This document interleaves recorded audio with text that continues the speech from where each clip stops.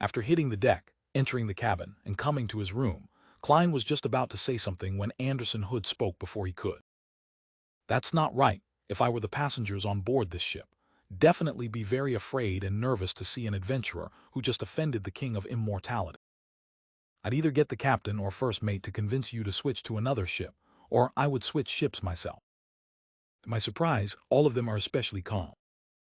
This guy is very sharp. He's able to notice the minute details. Is this a real conspirer? Often acting happy-go-lucky, shooting off his mouth, and being optimistic, but in actuality, he has silently grasped the situation and made his preparations. As Klein opened the door with his key, he began considering if the ship had any real problem. At that moment, Anderson raised his hand to slap himself in the cheeks before laughing drily. Get it? TT happened just recently. The matter is only spread among a number of adventurers and pirates. Typical tourists and sailors wouldn't even know of this. Besides, people who know what you look like are definitely people with good intel, not ordinary people. While he knows to answer his own questions, do you know that time is life? Klein lampooned and entered the first-class cabin. It wasn't that he wished to enjoy comfort, but that he needed to watch over Anderson Hood. He didn't want this unluckiest hunter to bring disaster to the liner, so he had gotten him to book a first-class cabin for themselves. With a suitcase in hand, he walked straight to the master bedroom. Klein pointed at the guest room and the servant's room, and he said to Anderson, "Choose one for yourself." Anderson was taken aback as he turned agape. "You're very used to this. Of course, I have rich experience in interacting with hunters. If Danitz were here, I would designate him to the servant's room." Klein didn't answer as he entered the master bedroom. 1:30. The steam engine whistled as the liner set off on time. After hanging his coat, Klein walked out of the master bedroom in pants, a shirt, and a vest. He looked out the window at the horizon. Thanks to the wind, the green waves ebbed as they spread along the outline of Toscarter Island, inch by inch. That's no way to see the full situation. Anderson came over and smiled. "You can only ensure that there are no problems from one of the flanks, and the death announcer might appear from the other flank or the front. The best option is to climb up to the crow's nest. Haha, there's definitely a crew member there, but an experienced hunter or pirate has 100 means to fool his senses." Klein turned around and looked at Anderson with a stoic expression. "Well said. I'll leave this to you." Anderson was taken aback. He snapped to his senses and asked in surprise, "You don't have any other means to observe?" Without any other means to observe, how was he to lay a trap for the king of immortality? "No." Klein nodded his head with abnormal frankness. "I can only rely on you." "Who gave you the courage to leave under the king of immortality's scrutiny?" Anderson was momentarily speechless. As he muttered to himself, "Don't stop me. I'm jumping ship." He left the cabin room and headed for the bottom of the crow's nest. In theory, King of Immortality Agalito, or the Death Announcer, should have long sensed my ill intent and sensed the danger that stems from it. Then will they attack? Will they believe that I'm at the level I show myself as, and that I don't have any help?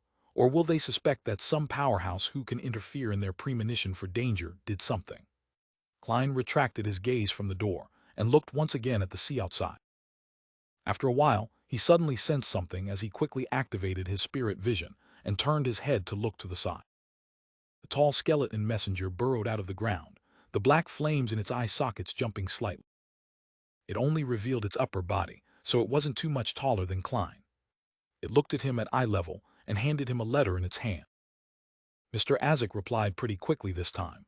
Klein politely nodded and received the neatly folded piece of paper. After the skeleton messenger collapsed and disappeared, he unfolded the letter against the sunlight coming in from the window. "Very happy to hear about your advancement. Your travels have been more interesting than I had imagined. Those waters are indeed very dangerous. I vaguely remember that it might have to do with the source of the cataclysm. As for why there's a remnant aura of ancient death there, I'm not too sure. Will keep your warning in mind. Before completely recovering my memories, I will not enter those waters. The true creator's ravings aren't pleasant to the ear. Am somewhat interested in the ring worn by Admiral Hell. However, I've recently been embroiled in some past matter. I might need some time before I pay him a visit." Upon seeing this, Klein couldn't help but smile. After replying to Mr. Azek, I'll tell him that I have the means to lock onto Admiral Hell Ludwell's location. I must get him to bring me along with him when he pays a visit. Oh no, I didn't divine the location of the Murloc cufflink recently. I'm not sure if Ludwell has discovered it or thrown it away. Yes, I'll divine it above the gray fog after I confirm that the death announcer isn't pursuing me. Moving his gaze away, Klein continued reading. The ancient chronicles I received from Katerina does mention matters regarding artificial death. To put it simply, the former royal family of the Balam Empire, present upper echelons of the numinous episcopate, had gained inspiration from the hidden sage's sudden coming to life and turning anthropomorphic. They wished to let death, which is at present only a concept, to experience something similar. There's a possibility of it being fulfilled. Due to the indestructibility of Beyonder characteristics, the perishing of death doesn't mean that the corresponding Beyonder characteristics and authority has been completely lost.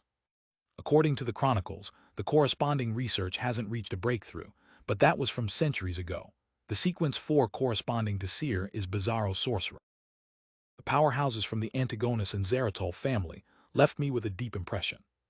Even though I've already forgotten the details, my recollections are still able to bring me some feelings of fear. As for where to get the formula and ingredients, I'm not sure. Perhaps you can consider switching to neighboring pathway. I've already recalled matters regarding this. You can choose Sequence 4 Secret Sorcerer of the Apprentice pathway, or Sequence 4 Parasite of the Marauder pathway. However, I vaguely remember that these three pathways only allow switching at Sequence 3. Indeed, there's only arrows left. Klein forcefully produced a grin. After reading the reply, he took out a pen and paper and wrote down parts of the content he had already thought of, as well as asking about the exact definition of a mythical creature. After putting down the pen and paper, he wasn't in a hurry to summon the messenger. He planned to wait for the death announcer to appear before adding the request for help into the letter, and then mailing it out. This way, he could hold out for some time with the Sea God Scepter, and he might even have Mr. Azek tear through the spirit world to rescue him. When the time came, the two of them could join forces and have a chance to claim the death announcer as theirs. As for why he didn't write it ahead of time, it was because a devil might not come again due to their premonition for danger. Of course, Klein had no idea whether they could sense the exact contents of his current ill intent. After patiently waiting for a few hours, Klein heard the door open. When he looked back, he saw Anderson stroking the side of his face. He walked in with mixed emotions. The death announcer hasn't appeared. We've completely left the waters around Toscarter Island. The King of Immortality actually didn't seek revenge. This fellow is more impressive than I imagined. Anderson sighed inwardly. Klein gave a regretful nod, walked to his coat rack, and took his coat and hat in preparation to head for the dining hall. In a secret chamber, a small Red Gloves team was discussing a case they were on. Sol Assurer Sost held a chalk and pointed at a blackboard. The devil murder case, this time, has some similarities with the assassination of Duke Negan in Backland. First, a human skin with its own smell and aura appeared. This is something that hasn't appeared in many of the devil-related cases in the past. Second, there's more than one devil. They take turns wearing the human skin in order to carry out their normal activities, to conceal their partner's evil acts. Finally, they're suspected of belonging to the Berea family. At that moment, Leonard, who appeared to be listening attentively in the corner, couldn't help but recall something when his captain mentioned Backland. Having witnessed the complete destruction of the underground ruin, he wanted to find time for himself to investigate the mysterious detective, Sherlock Moriarty. He had planned on starting from Sherlock Moriarty's former landlord, but his team took on an emergency case and began to investigate a new series of serial murders. He had no choice but to leave Backland. Leonard, what's your take on this? After Sost finished his briefing, he named Leonard Mitchell to continue. Leonard turned his head to the side in a daze and looked at the content on the blackboard.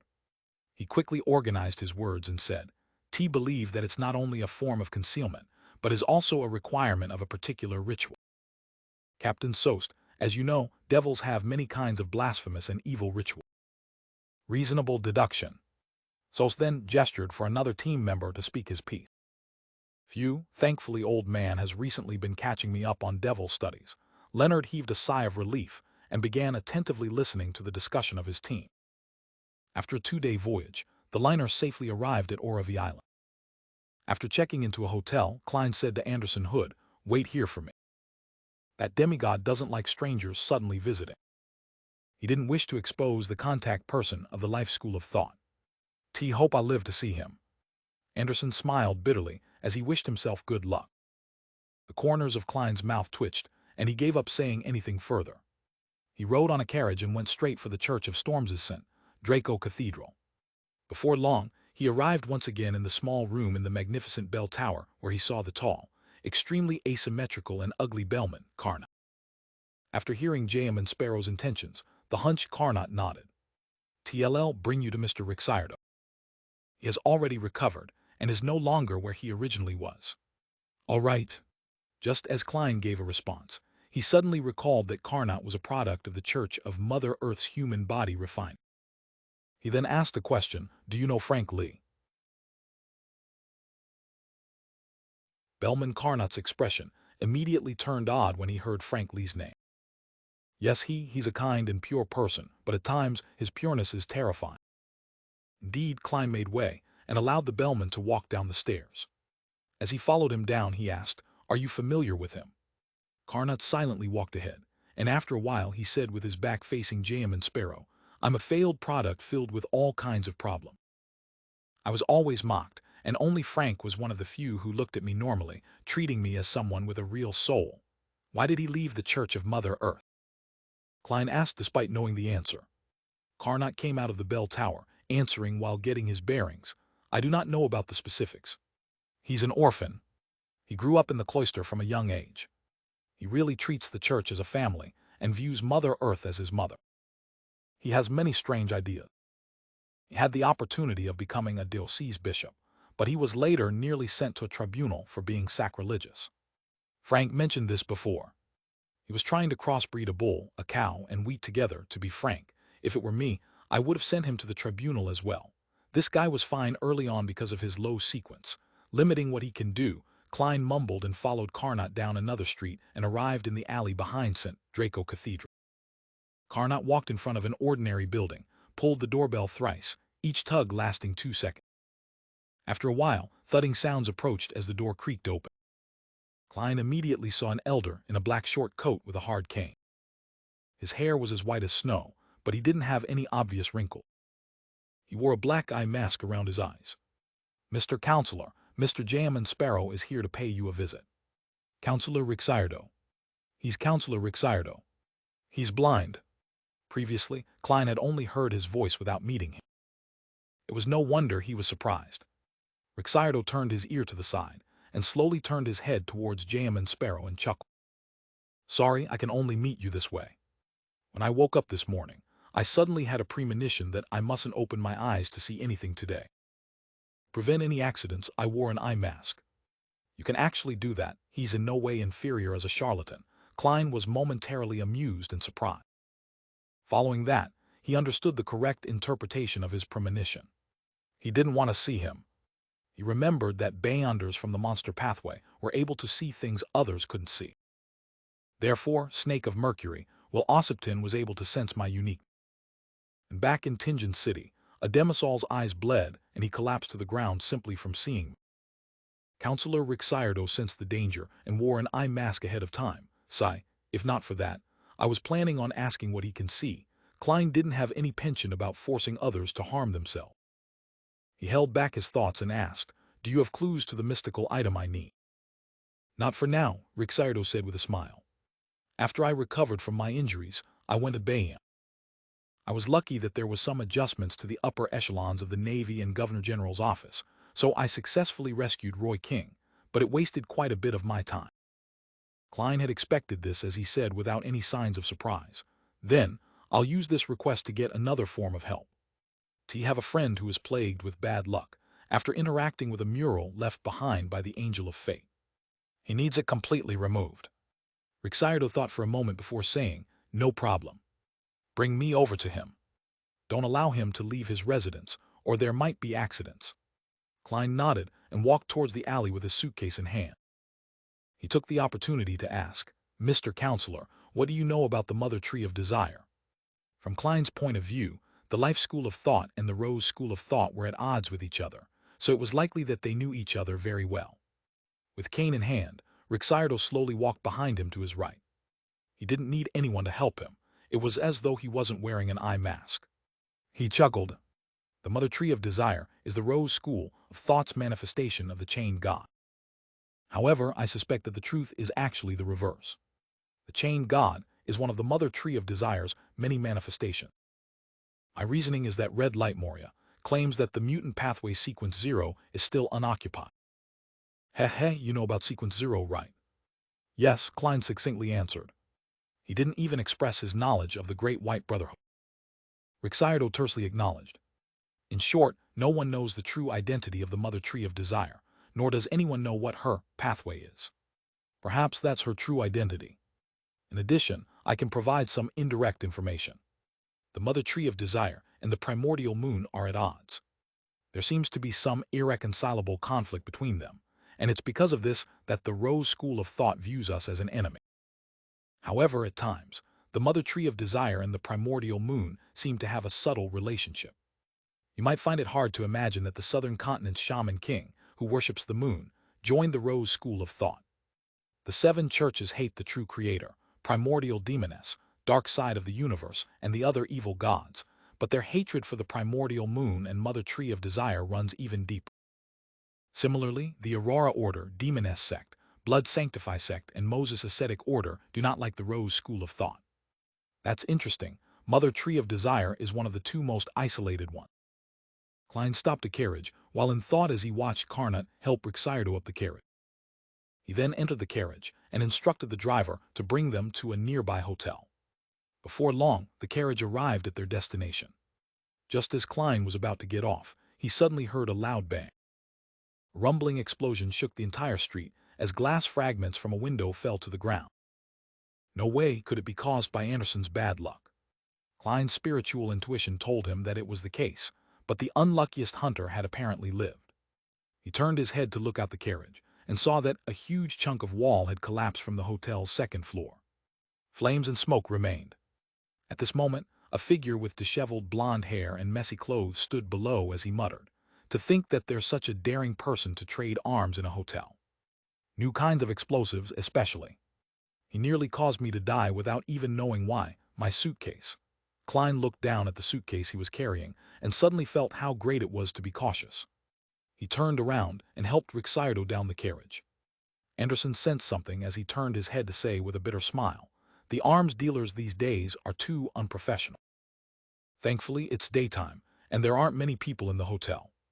The owner sure is pitiful, having to suffer a certain loss. However, the gold they carry shouldn't be destroyed that easily. It should make up for his loss. I think your bad luck is responsible for a large part of the accountability. Klein nodded and said to Rixardo, "It's him." Rixardo then turned his head to Anderson, but his gaze was completely blocked by the black eye mask. He paused for a few seconds before smiling. "Give me a gold coin." "Oh?" Anderson took out a lone gold coin from the inside of his clothes, feeling suspect. Then he smiled at J.M. and Sparrow.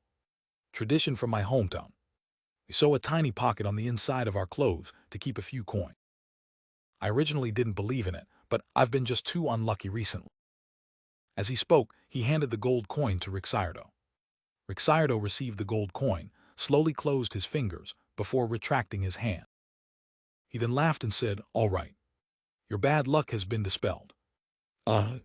Anderson stood there in shock as he looked at J.M. and Sparrow, as though saying, "That's it. Did you get a fraud?" Klein was surprised as well, but he chose to believe Rixardo. After all, he was a fate counselor. Rixardo put away the gold coin and chuckled. "The bad luck you received this time wasn't child's play. If you don't believe me, you can head over to the casino to try your luck." "Makes sense." Anderson clapped and immediately got directions for the nearest casino from a passerby. After a while, he returned in a clean and decent jacket. He looked at Rixardo and instinctively opened his mouth. He was suddenly taken aback as he forcibly closed his mouth and thanked him with a grin. After the demigod was sent on a carriage, he leaned in towards J.M. and Sparrow and wistfully said, "I was planning on saying that, although you're blind, you really are amazing when it comes to the domain of fate." Thankfully, I recalled in time that he's a demigod. If you had really said that, you might have the chance of becoming the hunter who died immediately after having his bad luck removed. Klein didn't echo his sentiments as he said, "Now can you tell me the clues to that revolver?" As creeping hunger had great limitations, he still wished for a more conventional, offensive, mystical item. Anderson combed his hair and chuckled. TT's and Bayham. TT's from a friend I used to know, a very powerful adventurer. As he got sick of the unstable and dangerous life, he used his savings to buy a few spice garden and found a lady to marry. He then completely left this line of work we're in. He recently had a child, and his thoughts changed again. He began to wish that his child would be brought up in a better and safer environment with better educational prospects, so he plans on moving to Backland. There are the best grammar schools and public schools there. Heh, he doesn't wish to rent a place in Backland, but he also doesn't plan on selling his gardens that constantly earn him money. He happens to have an excess when it comes to mystical items, so he plans on selling that revolver. Back then, I was in a rush to follow the treasure-hunting expedition into those waters, so I'm not sure if he succeeded in the end. However, few people can buy something worth nearly £10,000 at once, so the transaction won't close that easily. All right, bring me to him, Klein replied simply. At that moment on the Golden Dream, Danitz was horrified to realize a problem. His captain hadn't appeared in 3 days. Under the sunlight, the Golden Dream emitted golden lusters as if it was a mobile treasure. Danitz stood inside the captain's cabin, pacing about endlessly. He attempted to recall everything that had happened over the past few days in a bid to find a clue. 3 days ago, his captain, Vice Admiral Iceberg Edwina, wanted to do a study in which she might not appear for 10 to 20 hours. Therefore, all corresponding classes were cancelled. In regards to this, Danitz and company didn't find it odd. These happened frequently. They were delighted that they didn't need to attend classes, hence, there was drinking, singing, and a bonfire party held on the ship. They were only short of burning down the Golden Dream, but they had a great time. But with the passage of time, everyone gradually felt that something was amiss, including the somewhat slow Danitz. Their captain, who should have finished her studies within 24 hours, didn't appear the next day. She didn't even get anyone to send her food or light beer, which was used as water. After patiently waiting for half a day, without seeing Vice Admiral Iceberg Edwina, the sailors mustered the courage to knock on her door. To their horror, there wasn't any response. Under the first mate, Brew Walls's lead, the pirates opened the captain's cabin and found it empty. They then went to the collector's room and other places, but they failed to find her. Based on past experiences, their initial guess was that their captain had suddenly thought of something and left the Golden Dream in a rush while using some mystical technique or emulating someone else's Beyonder powers without leaving a letter behind. Later, Danitz and company attempted to contact her using methods like the Soulfall ritual, but they failed to receive a response. All they could do was search the captain's cabin and other places as they convinced themselves to wait patiently. 3 days passed, but Vice Admiral Iceberg Edwina didn't appear nor reply. It left the sailors panicking. Dogs T, any results from your divination? Didn't you claim to be an expert? Danitz turned towards Flowery Bowtie Jodson in frustration.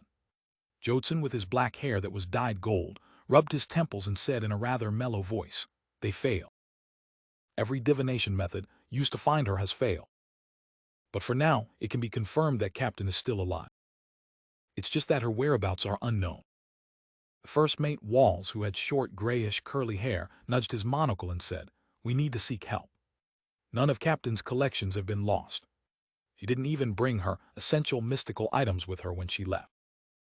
This means that the situation was very sudden and unexpected. Whose help can we seek?" Another bosun whose waist was swollen, Bucket Daniels, asked anxiously. Brew Walls raised his silver-patterned knife to his aquiline nose and said, "Return to the western shore."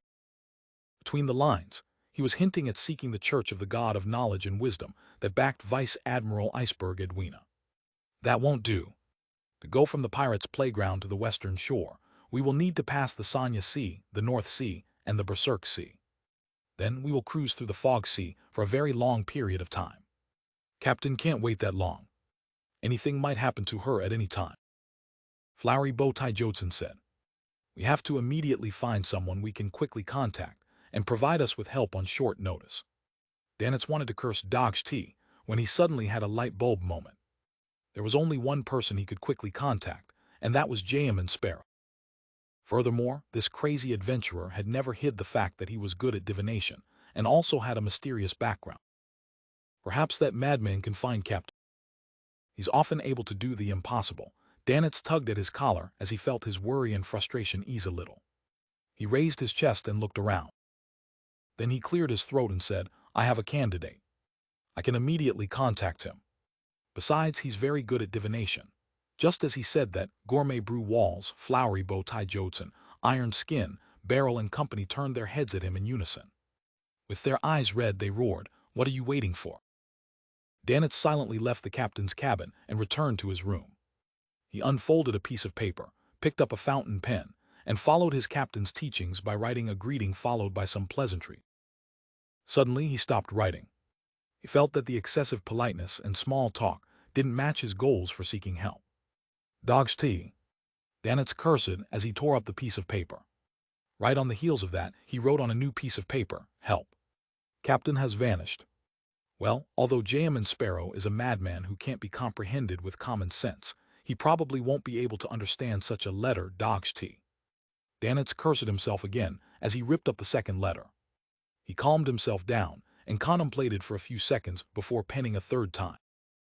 This time, he simply wrote what happened after his captain's disappearance. He also included the location of the Golden Dream, and he minced his words by asking Mr. J.M. Sparrow if he could provide help to a cooperating partner. Divination needs something. Just as Danitz folded the letter, he suddenly realized that he had forgotten something. He rushed back to the captain's cabin and found a pearl earring that Vice Admiral Iceberg Edwina often wore. After doing all of this, he took out his notebook that was filled with all sorts of mysticism knowledge. He flipped to the corresponding page and unfamiliarly set up a messenger summoning ritual with his past experience. After placing a gold coin on the altar, he took 2 steps back and recited in ancient Hermes, I summon in my name, the spirit that wanders about the unfounded, the friendly creature that can be subordinated, the messenger that belongs to J.M. Sparrow. Howling winds resonated as the candlelight on the altar rapidly burgeoned before being dyed a pale whiteness. Rionette Tinker appeared at a decent speed, still wearing her complicated black dress while holding 4 beautiful and identical heads. Danitz imagined that the messenger would bite the gold coin and the envelope containing the paper and earring like the last time. But to his surprise, the 4 heads in Rionette Tinker's hand automatically turned around, surveying the area before finally looking towards the captain's cabin. A few seconds later, 2 of the heads in Rionette Tinker's hand bit down onto the gold coin and the envelope. After the strange messenger vanished, Danitz exhaled and wiped his forehead, feeling a baffling sense of pressure. Orevy Island, in the room of another hotel. Klein was just about to get Anderson Hood, who had won quite a fair bit of money, to purchase the tickets to City of Generosity Bayam when his spiritual perception was triggered. He quickly activated his spirit vision and saw his headless messenger, Rionette Tinker, appear by his side at some point in time. In her hands were 4 beautiful heads. She's not like the skeleton messengers, who I can detect the moment they appear. My spiritual perception is triggered only after she completely enters the real world. Klein received a letter from the teeth of one of Rionette Tinker's head while in thought. At the same time, he noticed that Anderson's spiritual perception was no way weaker than his. He too had reacted. This is a messenger? Anderson asked in disbelief, as though he had heard of such things but had never seen them before. Klein nodded without expression as he tore open the letter. A pearl earring. Klein unfolded the letter in puzzlement. By his side, Anderson came over out of curiosity as he sized up Rionette Tinker as he tusked. There's an indescribable sense of bloody beauty. Just as he said that, his hand suddenly rose up to grab himself by the throat. The grip was so tight that his tongue extended out as he foamed at the mouth. As for Rionette Tinker, who had nothing above her neck, she didn't show any further reaction. Klein turned his head over and seriously studied the situation before looking at his messenger. He then silently mumbled, resembles Miss Sharon's abilities. Miss Messenger belongs to the prisoner pathway. No, I can't be sure. She's a spirit world creature, so being good at such things is very normal. Realizing that Anderson was about to suffocate, Klein leisurely said, That's enough. He still needs to lead me somewhere. One of the heads in Rionette Tinker's hand turned over as she glanced at Anderson with her bloodshot eyes for a second. Following that, each of the heads' mouths spoke one after the other. Still can lead you by making into zombie, As she said that, Anderson's hands finally stopped and left his own neck, leaving obvious deep finger marks on it. Phew, the strongest hunter panted as he bent his back, retching. Klein quickly scanned the letter and saw that it was from Danitz. This famous pirate wrote to him, saying that Vice Admiral Iceberg had mysteriously vanished and was in need of help. Just as he moved his gaze away from the letter, Klein was surprised to see Rionette Tinker was still around. This doesn't make mystical sense. Shouldn't a messenger disappear after sending the letter, appearing only when summoned again? Klein deliberated and asked out of curiosity, "Is there anything else?" Awaiting your reply, letter, Rionette's forehead said one after the other. "How do you know that I'll reply?" Klein glanced at Anderson, who hadn't recovered, and confirmed that the strongest hunter didn't notice the words that didn't match Jayaman's persona. The heads in Rionette's hand said once again, "Her disappearance is very odd. How do you know that?" Klein instantly imagined that Miss Messenger had secretly read Danitz's letter. The heads with the long blonde hair simply rolled up and said a phrase each, forming a complete sentence. Jay investigated the ship's situation. My messenger is a part-time scout. Miss Rionette Tinker, will you be a hired goon in the future? I wonder if I need to make additional payment. As Klein lampooned in thought, he said, "No rush. I'll reply later." He planned on heading above the gray fog to use Vice Admiral Iceberg Edwina's earring to do a divination. Rionette Tinker didn't say a word as she vanished silently. Anderson finally recovered as he stood straight. He gave Jayaman Sparrow a flabbergasted look. Your messenger is a demigod. There's no need for you to tell me. I've more or less confirmed it moments ago." Upon hearing Anderson Hood, Klein wore a calm expression as he mumbled inwardly. Back when he encountered Rionette Tinker in the spirit world, where he saw her massive true form in Gothic-styled castle, Klein already believed that she wasn't someone to be messed with. And with Miss Messenger almost killing the strongest hunter with such ease, it made him believe without a doubt that she was a demigod, a sequence 4 at the very least. A demigod is willing to help me deliver letters for a gold coin per trip. It's obvious that things aren't that simple.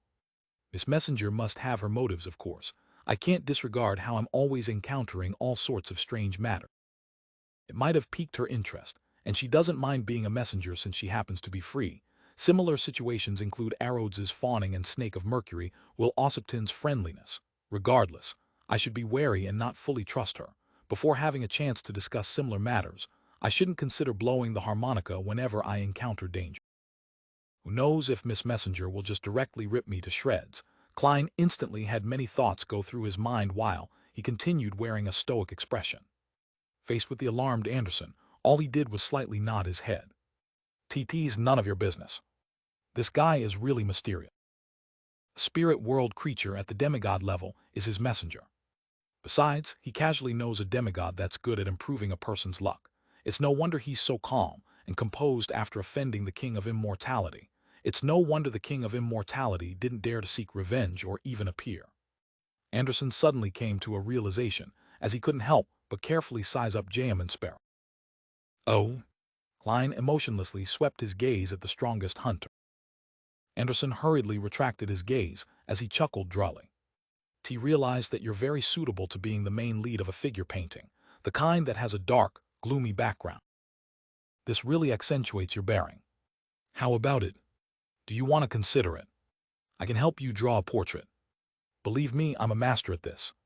Klein couldn't be bothered to listen to his nonsense. He lifted his golden pocket watch and opened it. "Return to your room. I'll come for you in 5 minutes." "All right," Anderson replied with a beaming smile. After the strongest hunter left, Klein took out Azek's copper whistle and Will Ossipton's paper crane before entering the bathroom, where he set up a ritual. After placing Vice Admiral Iceberg Edwina's pearl earring above the gray fog, Klein sat at the end of the long bronze table. There he conjured a pen and paper and wrote a simple divination statement: Edwina Edwards's location. Holding the paper and earring, Klein leaned back into the chair and recited the divination statement as he entered a dream with cogitation. First, a gray world occupied his vision. Following that, plains blanketed in ice and snow were reflected in his eye. A howling snowstorm enveloped everything as the area was covered with thick fog. It didn't appear like a real frontier. Klein quickly saw Edwina's figure. Her long brown was tied up simply at the back, as the rest of it fluttered wildly in the snowstorm. Dressed in dark-colored trousers and a white waist-fitting shirt with complicated flowery patterns along the collar and sleeves, she gave off the feeling as though she was frail in such an environment. Edwina's feet, which were clad in leather boots, kept moving across the snow, leaving behind a series of clear footprints, but they were quickly wiped away by the violent snowstorm. The screen shattered in turn as Klein opened his eyes. He realized that he couldn't interpret Vice Admiral Iceberg's actual location from his divination's revelation. The pose, face explains of Evernight. There's no way to confirm. Apart from the snowstorm, there aren't any features. Klein sat up and put down the pearl earring and the paper with the divination statement. After contemplating for a few seconds, he confirmed another matter. Edwina Edwards had really vanished. She wasn't in the Golden Dream, but it could also eliminate the possibility that it was a trap. Klein cautiously performed some divination on this matter, and received the result that there weren't any traps on the Golden Dream. After some thought, he left the mysterious space above the gray fog, and via a series of procedures, brought the pearl earring back to the real world. Recalling the map of the waters around Oravi Island and the present location of the Golden Dream, Klein selected an uninhabited island that fishermen used to seek shelter from storm. In the letter, he got Danitz and company to steer their ship to somewhere not too far from there. After folding the letter, he blew his harmonica and once again saw Miss Messenger holding up the four heads. While handing over the reply letter, Klein coughed slightly and said, "Can you confirm Danitz's location?" One of the heads in Rionette Tinkier's hand nodded before the rest spoke. "Yes, as long as he's not beyond range." Seeing that Miss Messenger remained floating there without any signs of leaving, he said with his eyes looking to the side, "The gold coin will be paid by Danitz." "All right." Rionette Tinkier's figure quickly phased away. "Phew." Klein exhaled. After some precise preparations and dealing with the scene, he carried his suitcase which he had finished packing and walked out of the room. He then knocked on Anderson Hood's door. "We'll go somewhere else first before heading to Bayam," he calmly told the strongest hunter of his decision. "You can choose to wait for me in Bayam or follow me." Anderson gave a cheeky smile and said, "I can feel my adventurer's blood burning in me. I'm very curious as to what matter that messenger has brought. He thought I had no means of knowing better, but to my surprise, you actually invited me." "I didn't. I'm only giving you two choices." Klein coldly turned around and walked to the staircase. Anderson hurriedly carried his newly bought suitcase and followed behind. Out of the hotel, Klein took a carriage to leave the port city. Then he walked to the periphery of an uninhabited cliff on Mount St. Draco. Looking at the waves crashing into the cliff below, Anderson looked around in surprise. "This is our destination." Klein ignored his question. He took out a charm made of tin and softly chanted the incantation, "Storm." He infused his spirituality and split the charm into two, half of it for himself, while the other half was used to augment Anderson. The remaining one was thrown down the cliff. Underwater breathing, deep-sea membrane. Anderson identified the additional supernatural effects applied to him in surprise. At that moment, there was a loud splash beneath the cliff. A massive creature that resembled a whale surfaced from the sea. It was entirely dark blue in color. Its mouth was open, revealing its white teeth and blood-colored interior. Klein walked to the edge of the cliff and jumped straight down. With the charm's powers, he gently landed in the undersea behemoth's mouth. Anderson watched blankly before he jumped down in excitement, landing beside Klein. The massive undersea creature closed its mouth, turning the interior pitch black. Then it submerged itself and began swimming for its designated destination. Inside its mouth, Klein's eyes produced a flash of lightning as he saw through the dark. He found a tooth to lean against as he casually sat down. Due to the protection from deep-sea membrane, he wasn't afraid that his clothes would be dirty. "Man, this is quite fascinating." Anderson surveyed the area and asked curiously, "How did you come up with this? How are you doing this?" "Of course it's by praying to myself, then using the sea god scepter to pull a suitable undersea creature from nearby." Klein didn't reply Anderson's question. He half closed his eyes as though he was resting. "TT's just a little stuffy." Anderson took out a cigar case and matchstick from his pocket. "Can I smoke in here?" "Ask it." Klein didn't open his eyes. Anderson chuckled dryly before putting away the cigar and matchstick. "I don't think it will like the smell of tobacco." In the dark sea, this massive creature swam quickly, efficiently drawing out the oxygen in the water via the use of its special organs from time to time. After an unknown period of time, it surfaced in front of an uninhabited island. After using the charm's power to go ashore, Klein took off his hat and bowed at the undersea creature. "You're very polite," Anderson said in amusement when he saw this scene. "T've always been very polite, even if I'm facing prey."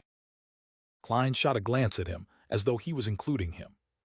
Anderson chuckled dryly as he pointed to the other side of the island. "There's a ship there. Oh, it's the Golden Dream." At that moment in time, Klein had also seen the sailboat that had been scrubbed clean. On the ship, spanning dozens of meters, a lustrous main cannon that didn't belong there was swirling with stacked cymbals. He immediately went over with his suitcase, and before long, he arrived where the Golden Dream was anchored. Then he saw Danitz jump down from the deck as he ran across the water. Just as Danitz arrived before Jam and Sparrow, deliberating on what to say, he suddenly saw a familiar figure. Anderson Hood. He pointed at the strongest hunter as he yelled. Anderson immediately roared with laughter. "You didn't expect me, right?" Although he didn't know why he would encounter the Golden Dream, this didn't stop him from having the idea of occupying the ship by force. "You know each other." Klein indifferently swept his gaze towards Danitz. Danitz instinctively shuddered as he forced a smile. "This guy isn't a good egg. In the Fog Sea, he's often pursued by a bunch of pirates, but in the end, all of those pirates would end up as bounty reward.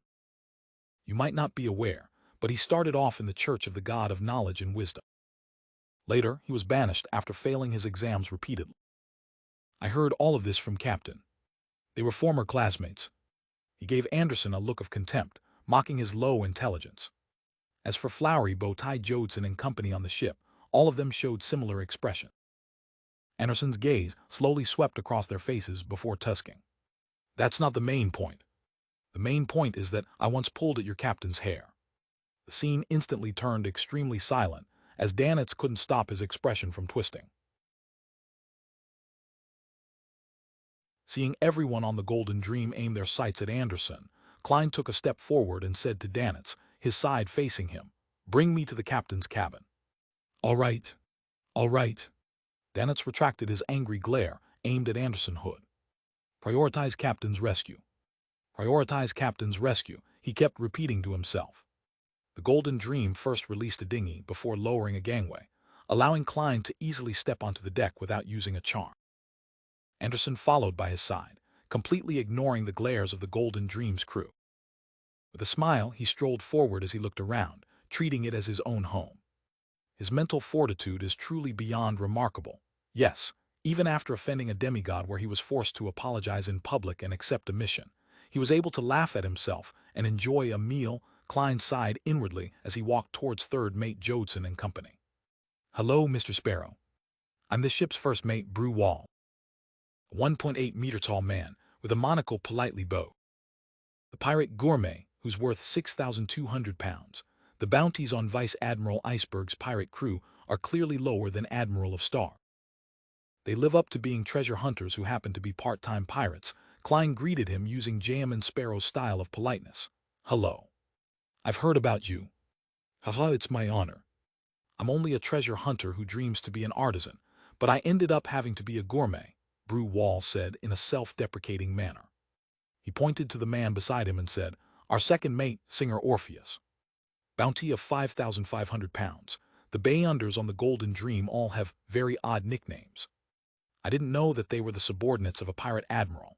I would have definitely believed them to be a traveling crew who sing and enjoy good food, while holding bonfires as they seek out legendary treasure. It's truly a beautiful life." Klein cast his gaze at Orpheus and nodded.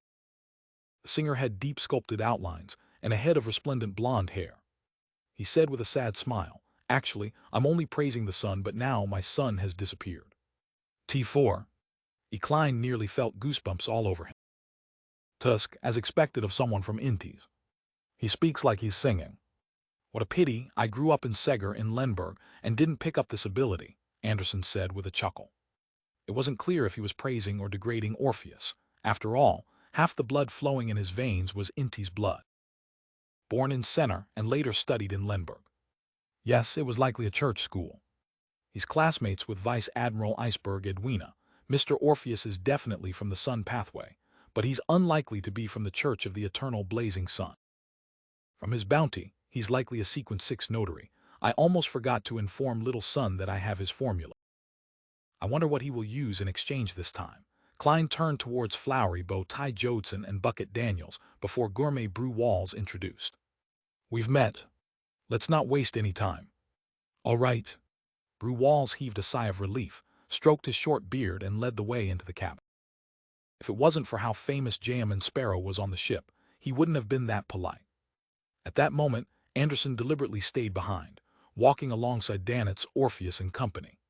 He looked to his left and right, unfazed by how the surrounding pirates looked like they wanted to rip him apart. He laughed with a tusk. The one you should be wary of isn't me. Yes, we aren't wary of you. We only want to stuff you in. See that? Into that cannon. Danitz wasn't afraid that Anderson was the strongest hunter. After all, they were on the Golden Dream. There were plenty of pirates, and many of them were Sequence 6 or 7 Beyonder. Anderson curled his lips. Team actually not a threat. Think about it, your captain definitely hates and detests me. She wouldn't even want to speak to me. Isn't that ideal? CC0 Danitz turned agape, but he didn't say a thing. He suddenly felt that what the pile of dog's tea said made sense. The looks in the eyes of Orpheus, Jodson, and company also subconsciously turned gentle. Anderson chuckled as he looked at them. He said in a rather ethereal tone, the person you should be wary about is Jam and Sparrow. Why? Danitz blurted out. Although he's a madman that warrants the need to be wary of him, he's not an enemy at the moment, Danitz silently added. Anderson laughed. TM assuming that Jayaman successfully finds your captain and rescues her, will your captain have fond feelings for him as a result? Besides, he looks pretty good. He has that cold and aloof aesthetic and is strong. He's at the level of a pirate admiral, and his background is especially mysterious. He's completely compatible. How is it possible? Danitz wished to retort, but he was momentarily at a loss for words. He felt increasingly more convinced that things weren't right. Orpheus and company had their expressions collapse bit by bit. They looked at Jam and Sparrow's back with a newfound sense of wariness. Resolved. The provocation problem from before has been resolved. With a smile, Anderson walked into the cabin. When he arrived inside the captain's cabin, Klein first circled the room, which was nearly filled with bookshelves. On it were all kinds of books. The average captain's cabin is filled with racks of alcohol. He silently mumbled before walking straight to the desk by the window. According to Danitz's description, Edwina had vanished during her research. Therefore, finding traces of her research was Klein's goal. After he gathered enough information, he would head above the gray fog to divine the matter. At that moment, the desk was a mess with many things placed on it. There was white paper, a fountain pen, an ink bottle, a bronze dagger, and untidily stacked books. In the middle of the desk was a book made of goatskin. Its dark brown cover had the words, Grossel's Travels, written in ancient Fasak. Isn't this one of Vice Admiral Iceberg's collection? It has a mysterious origin and is suspected to be related to the Dragons and City of Miracles. Liveside, Edwina was studying this before she disappeared. Klein looked at the book and instinctively made a guess. Seeing Jam and Sparrow study the ancient book, Danitz forced a smile and said, There's nothing wrong with it. We have already inspected it. Is that so? I seriously doubt your meticulousness, since someone had flipped it and there weren't any obvious abnormalities with it.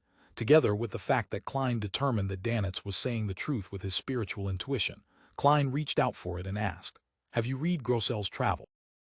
Danitz shook his head. Brew Walls, Orpheus, Jodson, and company shook their heads as well. Their expressions seemed to say that their daily studies were tiring enough. They didn't wish to read any other books during their breaks. Swiping his fingertip across the yellowish-brown goatskin, Klein carefully and seriously read each page. Soon, he arrived at the spot where the pages were stuck together. From the corner of his eye, he saw what was written in it. That's not right. His gaze focused as he hurriedly flipped 2 pages back. He clearly remembered that his previous read stopped at Giant Grossel and his team preparing to challenge the Frost Dragon, the King of the North, in a head-on clash. There was nothing after that, but now there were 2 more pages. It also meant that the stuck pages had thinned, and the book had 2 more pages. The chapters came to a halt for 1,000 years before it was continued. These are the fruits of Vice Admiral Iceberg's research. This also led to her disappearance. As Klein lampooned, he frowned as he read the additional content. The 2 pages described a lost female pirate. She encountered the King of the North in a blizzard, and she was nearly killed. Only by using all her strength was she successful in escaping before meeting the main lead's team who were here to challenge the Frost Dragon. There's the addition of a female pirate. Klein ruminated over this description as an idea suddenly came to him. Could she be Vice Admiral Iceberg Edwina? She entered the book and became a character in the story. With this idea in mind, Klein quickly realized certain problems. Arrows mentioned before that the past owners of Grossel's Travels vanished. Grossel's Travels has a giant from the Dark Epic, which is also the second epic, an elf, an ascetic from the third or fourth epic, a Solomon Empire noble, and a fifth epic lone soldier. The times are extremely chaotic. If they were all the past owners of Grossel's Travels who disappeared, that will solve the problem. They do not belong to the same period, and they were swallowed by the book, becoming a character in the story. Klein found his theory ridiculous as he thought about it, but it was highly likely. In the world of mysticism, this isn't impossible. I have to confirm it. Besides, what did Edwina and the past owners do to be swallowed by the book? And what should I do to release them? Klein retracted his gaze and thought deeply in silence. Soon he looked up at Danitz and company. Prepare items like candles. I will be praying for an answer from a secret existence. And that secret existence is myself, Klein added inwardly in jest. He really is professional and crazy. Gourmet Brew Walls and company didn't dare to speak further. They hurriedly provided the materials before leaving the captain's cabin. They didn't dare to watch such dangerous rituals unless Jam and Sparrow requested them to do so. Inside the captain's cabin, Klein locked the door, closed the windows, and quickly set up the ritual. Then he brought Grossel's Travels above the gray fog. After placing the ancient book at the end of the long bronze table, he sat down and conjured a pen and paper. He then scribbled a divination statement. Edwina is in the story of this book. After putting down the fountain pen in his hand, Klein removed the spirit pendulum from his left wrist, holding it in one hand and letting it hang down over the paper in close proximity. Edwina is in the story of this book. Klein closed his eyes and silently repeated the divination statement. After he recited the statement, he opened his eyes and saw the topaz pendant spinning clockwise. This meant that Vice Admiral Iceberg Edwina was inside Grossel's Travel. It really is a world inside a book. Furthermore, the situation inside is very special. Without new characters, the story isn't able to continue. Klein indiscernibly nodded. Wounding the silver chain and the topaz pendant around his wrist again, he picked up a dark red fountain pen and wrote a new divination statement, the method to entering Grossel's Travels. This time he used dream divination. In the gray, hazy world, he saw indistinct figures. The figures were of varying sizes, some huge, others slender. The thing all of them had in common was that they held a book with pages of yellowish-brown goatskin. Following developments branched off into 2 scenarios. A number of them vanished silently with Grossel's Travels on them. The others would accidentally or deliberately drip their blood on the cover, while carrying Grossel's Travels with them before suddenly vanishing. The scene shattered and Klein opened his eyes to see the modeled table in front of him. He frowned as he made an interpretation. To enter or activate Grossel's Travels, it either needs prolonged contact with it to a certain extent, or you would need to drip one's blood onto the cover. Isn't that too simple? Perhaps it's really that simple. In the story, the lone soldier's first appearance was as an ordinary person who didn't know mysticism. With the help of his companions, he slowly became a disciplinary paladin. Therefore, the activation method isn't too complicated. An ordinary person is able to accomplish it. A small number of researchers before this, including Vice Admiral Iceberg Edwina, were Bayonders with sufficient amounts of mysticism knowledge. They knew not to rashly drip their blood, otherwise, death might occur without them even knowing it. This is akin to ordinary people, using the correct form of magic mirror divination. It's very easy to provoke a powerful existent or secret existent. It's why no problems happen to them. Furthermore, Edwina keeps Grossel's Travels in the collector's room most of the time and only interacts with it occasionally. As such, it was only when she recently had a new research concept that she had prolonged contact with it, completing the condition required to activate the book. Yes, even Arrows only knew that there's something strange with the book. Many of the past owners had vanished, and it's suspected to have something to do with the Dragons and City of Miracles live site.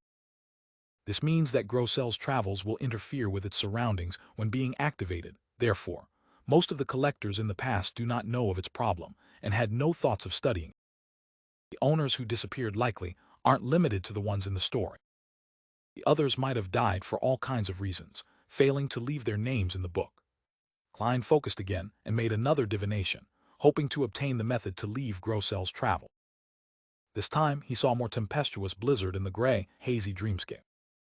He saw a gigantic figure at the top of an ice peak. It was a translucent dragon who remained nearly 5 meters tall while standing on all fours. It resembled a lizard's cousin and had an ugly face with eerie blue eyes. It had a thick, powerful tail and a pair of gigantic wings covered in a skin membrane on its back. It seemed to blot out the sky simply by spreading its wings. Its scales resembled ice crystal as they swirled with a crystalline glow. It was the most beautiful and dreamy part of its entire body. Suddenly, the dragon, which resembled an ice sculpture, raised its neck and body, and it let out a terrifying roar that penetrated through the blizzard. At that moment, it reached 10 meters tall by standing up on its hind legs. King of the North, that frost dragon, Klein left the dream and tapped the armrest of the high-back chair. His interpretation of the divination revelation was that the key to leaving Grossel's travels lay with the King of the North. Klein's initial guess was that only by helping the main lead, Grossel, accomplish his goal, slaying the frost dragon, would the story come to a complete end, opening a passageway to exit the book. However, I can also attempt to see if I can forcibly break open the barrier between the world in the book and the real world. Klein relied on his rich experience to quickly come up with an attempt. He first picked up the Black Emperor card, which was facing down, and he infused it into his spirit body. Suddenly, Klein's body was covered in black full-body armor. On his head was a heavy crown, as his aura became majestic and dignified. It exuded an awe-inspiring vibe. Following that, he stirred the powers of the mysterious space above the gray fog to the limit, making them surge over like a tidal wave. Upon seeing this scene, Klein didn't hesitate to summon the sea god scepter from the junk pile before he infused his spirituality within. The blue gems on the end of the bone scepter lit up one after another, emitting a blinding luster. Countless silver bolts of lightning surfaced as they zapped about the grand palace, as though they were forming a sea of lightning. Finally, Klein used the suppressive power and balance from the Black Emperor's loftiness to infuse the stirred powers into the lightning storm. Rumble! Thunder resonated above the gray fog and into the distance as thick bolts of lightning smote down, striking Grossel's travel. Blinding light enveloped the entire palace for a full 20 seconds. After everything was over, Klein looked at the target again and discovered the modeled table was in shambles. As for the dark brown leather book, it was completely unharmed. Only its ends curled up a little. It's far more impressive than I imagined. That's right. How can an item which can create a whole new book world be simple? Heh, I wouldn't have made a loss buying it for £8,000 back then. It can be used as a shield. It can definitely defend against attacks from Saint. The only problem is its tiny size. It won't be able to shield much. Klein's thoughts raced as the bronze table was quickly restored to normal. Since there was no way to forcibly tear open the barrier between the world inside the book and the real world, he could only consider how to enter it according to the normal procedures. Get some blood, bring it up here and smear it across the cover, and then enter as a spirit body with the Blood Emperor card and Sea God scepter. This way, I don't have to worry about encountering King of the Five Seas, Nast, as there's no way he can sense it. He won't be able to enter the world inside the book either. But the problem lies in the fact that rescuing Vice Admiral Iceberg this way will allow her to determine that J.M. and Sparrow is Hero Bandit Black Emperor. Yes, there's a more important problem. Entering with a spirit body means that the body is still in the outside world, the captain's cabin of the Golden Dream. I have no idea how time flows in the world inside the book. It might easily be a few days. That way, my body might meet with an accident since it lacks protection. I'm in unfamiliar territory as well. When the time comes, I might rescue Edwina, but I would find myself gone. That would be fun. Klein quickly rejected the idea of entering as a spirit body. He didn't trust most of the people on the Golden Dream, and he also felt wary of the strongest hunter, Anderson. His attempt to divine if it was dangerous to enter the book to rescue Edwina was met with failure. Klein thought deeply for a moment before returning to the real world. Then he unhurriedly brought back Grossel's travels and removed the traces of the ritual. Looking out the window at the impending dusk, he walked to the captain's cabin's door, unlocked the door, and opened it. Gourmet Brew Walls, singer Orpheus and company were all outside. None of them had left. There were even sailors who peeked their heads out from the staircase. "Any clues?" Brew Walls blurted out his question, but he didn't hear his voice because everyone at the door was asking the same question. Klein swept his gaze and nodded. Instantly, he heard sighs of relief. Then he saw all kinds of happy and excited expression. If I were to vanish one day, who would act like that? Klein focused his thoughts and said to Danitz, "I need an assistant." With that said, he turned to walk to the desk. "All right." Danitz hurriedly followed and familiarly locked the door. "T.S. there anything you need of me?" he hurriedly asked. He looked as though he could already see his captain being rescued through his hard work. Klein stood by the desk and solemnly said, "What happens next will be very dangerous." "Very dangerous?" Danitz instinctively gritted his teeth. "You might vanish or even die immediately." Klein told him the worst possible outcome. Seeing how serious the madman, J.M. Sparrow, was, Danitz instantly understood the gravity of the situation. His heart sank as he subconsciously became frantic. What does this have to do with rescuing Cap? It's directly related, Klein answered succinctly. Danitz's expression twisted as he fell silent for 2 seconds. What will happen if nothing is done? Your captain might be left there forever, or she might die in the next second, Klein said truthfully. Danitz turned agape as he closed his mouth in silence. His eyes turned adrift for a few seconds before they focused back on J.M. Sparrow's face. Gritting his teeth, he said, "Let's begin." "Dog's tea." He softly cursed himself. Klein picked up the pen and paper on the table, scribbled a note, and folded it into a square before handing it to Danitz. "Put it into your pocket. Read it after you enter." "Enter?" Danitz asked, puzzled and clueless. As he spoke, he automatically took the paper slip and stuffed it into his trouser pocket. Klein didn't reply as he pointed at Grossel's travel. "Smear some of your blood on the book's cover."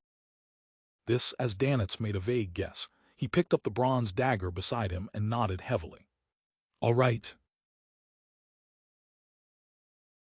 Chanting, Danitz held the bronze dagger and sliced across the back of his left palm, but his hesitation prevented him from using much strength. He looked up and forced a smile. "Although I've been injured many times, pain still leaves me afraid." "Get to the point," Klein replied coldly. Danitz gave a hollow laugh. "Haha, I'm just a little scared of pain." Just as he said that, he exerted strength with his right hand, slicing open a wound on the back of his hand with the bronze knife. The words he had said was apparently to divert his attention so that he could reconcile with the idea of pain. Blood quickly seeped out as Danitz immediately put down the dagger. He dabbed some blood on his right finger and smeared it across the dark brown cover of Grossel's travel. After finishing that, he held his breath, waiting for change. Suddenly, he saw a snowflake the size of a goose feather. Strong winds howled by his ears, and immediately, a biting chill wildly drilled into his body. Although Danitz was mentally prepared, he was still alarmed. He instinctively looked around to confirm where he was. He realized that at some point in time, he had left the captain's cabin of the Golden Dream. He found himself in a land of frost wrecked by a blizzard. Due to the extreme environment, he couldn't see into the distance at all. He couldn't even tell if he was on a mountain or on a flat plain. "I've really entered a strange world. Captain is here too." Danitz held up his hand to block his face, afraid that the snow would get into his eye. He calmed himself down and recalled J.M. Sparrow's instruction. From his pocket, he hurriedly took out a piece of paper that had been folded into a square, and he carefully unfolded it. While doing this, he was especially afraid of any accidents that could lead to the paper tearing or being blown away. That would make him lose all hope, but thankfully none of that happened. He saw the contents written by J.M. Sparrow. "Recite the following honorific name in Hermes, but preferably in ancient Hermes, the fool that doesn't belong to this era. The mysterious ruler above the gray fog. The king of yellow and black who wields good luck. Burn this upon chanting. This is a secret existence at the level of a deity." Due to Vice Admiral Iceberg Edwina's strict education, Danitz wasn't illiterate when it came to mysticism. He even had quite a good foundation. Looking at the piece of paper in his hand, He subconsciously drew a gasp, sucking in the cold wind and ice-cold snowflakes that left a biting cold. He immediately coughed as his expression turned twisted. He was now able to confirm one of his past theories. J.M. and Sparrow really did belong to a powerful and very secretive organization. And the organization consecrates an existence known as the Fool, a godlike existence. Indeed, such a powerful and crazy fellow can't appear out of nowhere. They don't just sprout out of the ground. Danitz tugged at his collar and tightened his clothes. Looking at the piece of paper fluttering in the wind, he wore a clear look of hesitation. He knew very well how dangerous it was to recite the name of an unknown secret existence whose intentions were unknown. It could lead to an outcome more terrifying than death. Captain is also trapped here. Furthermore, there's no way of leaving. Danitz clasped his hands and placed them before his mouth. He suddenly threw out his hands and used ancient Hermes to recite the Fool's honorific name. On the Golden Dream, in the captain's cabin. With his own eyes, Klein witnessed Danitz turn illusory without any reason before disappearing. There was no longer any question about how entry into Grossel's travels could be achieved. After patiently waiting for a moment, he heard a series of illusory pleas, and it clearly came from a man. Few, from the looks of it, Grossel's travels is unable to block out the gray fog. The world inside the book is still connected to that mysterious space. This way, even if I were to enter, I wouldn't be entirely cornered or lack any trump cards. Klein didn't hide his sigh of relief. To confirm it, he took 4 steps counterclockwise while chanting the incantation. After arriving above the gray fog, he saw the brilliance representing Danitz rippling outwards beside the Fool's high-backed chair. The body and soul enter together. The world inside the book is very stable. There's no way to shatter it just by pulling the spirit body. Indeed, if it's possible, the divination from before would have received the corresponding revelation. Using the sea god scepter is too dangerous. Bestowing Danitz directly will only speed up his death. Klein half closed his eyes as he emanated his spirituality. After taking everything in for a moment, he arrived at many conclusions. He didn't delay and returned to the real world immediately. Holding the bronze dagger, he wiped away Danitz's blood on it with a piece of paper. After folding a piece of paper and putting it into his pocket, he began to consider his next move. From the looks of it, smearing blood allows direct entry. This way, I don't have to worry about my body suffering any accidents. Furthermore, I can very quickly resolve the problem. But similarly, I can't be careless. I have to be careful of any other dangers. If there's anyone on this ship that might be problematic, they might be able to sneak into the captain's cabin after I enter Grossel's travels, sacrifice this book to the true creator, primordial demoness, or hidden sage. I'll be in trouble then. I'll definitely suffer something worse than death. The Golden Dream's sailors mostly seem to be infatuated with Vice Admiral Iceberg. The fact that Anderson's superficial provocation was effective enough proves this. Therefore, telling them that this involves Vice Admiral Iceberg's life and getting them to watch each other so that no one enters, that will put me at ease. The problem lies with Anderson. He's the strongest hunter. He's stronger than any of the Beyonders on board this ship. Furthermore, he's good at ambushes and infiltration. There's a small possibility that he can avoid the monitoring of others and secretly sneak into the captain's cabin. His background is still too dubious, and I have no way to really trust him. I have to think of a way to get him to enter Grossel's travels with me. Amidst his thoughts, Klein flipped through the ancient book covered in yellowish-brown goatskin. He discovered that there wasn't any new content, and the story lacked traces of Danitz's existence. This is to say that one needs to successfully survive and meet up with the lead's team before they will be considered a true part of the story. That will make more pages appear. Klein made a preliminary guess as he walked to the door again and opened it. Did it succeed? Flowery Bowtie Jodson and Company asked. Klein shook his head and said calmly, "Next up will be a long ritual. No one is to enter and disrupt it. Otherwise, it will lead to Edwina Edwards's disappearance forever or even her death." After informing them of the main point, he looked around and directly said, "I suspect that one of you here might have problems. Everyone is to watch each other." Gourmet Brew Walls instinctively wanted to retort out of habit when he suddenly saw the captain's cabin was empty. Danitz, who had just entered, was gone. Recalling the captain's disappearance and confirming that J.M. and Sparrow was about to attempt to save her after finding the cause of the problem, he nodded and said, "I'll be in charge of this matter. And they will also monitor me." Klein didn't harp on the topic. He then turned to look at Anderson Hood, who was leaning against a wall. "Come in." Anderson curled the right side of his mouth as he tusked. "People not in the know might think I'm your subordinate. Your attitude is basically a role model for provokers." Despite his grumbling, he straightened his back and opened his stride before entering the captain's cabin. After closing the door and locking it, Klein turned to face Anderson. "Are you interested in participating in a rare adventure? You might be able to fulfill the achievement of hunting a dragon." According to his observations over the past few days, he believed that Anderson Hood was a curious and adventurous hunter. He enjoyed learning about new things and experiencing novel forms of excitement. Anderson stared at Jamin Sparrow's face and sized him up seriously before smiling. "Team not interested." He firmly shook his head. Following that, he chuckled before Klein spoke again. "T smell danger. A highly conceited, crazy, and powerful adventurer is actually inviting me to adventure together. What does this imply?